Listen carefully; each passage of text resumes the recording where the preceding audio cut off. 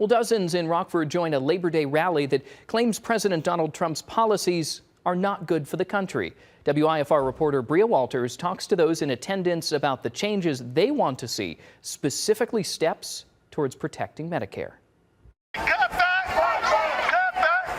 A sea of purple fills the lawn in front of the Tesla showroom on McFarland Road. These healthcare workers with the Service Employees International Union claim President Trump's policies attack working people through threats to cut Medicaid and immigration raids. You're fighting for something very important, and to let people know just the impact, because I don't think a lot of people realize how important it is that we all come together. Worker Sharifa Nichols says any cuts would hurt her clients' abilities to be independent. It affects people with disabilities, their families. They won't be able to have healthcare workers. They won't be able to stay in their homes.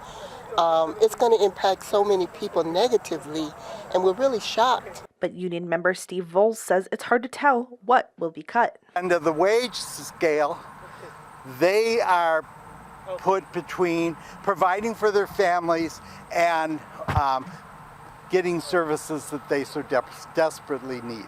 Republican State Senator Dave Severson says he's tired of the rumor mill and rallies designed to scare people. He says most of it's lies and it needs to stop. You can certainly disagree on legislation, but disagree on the facts. I mean, a person can have their own opinion, but they're not entitled to create their own facts. In Rockford, Bria Walters, WIFR News.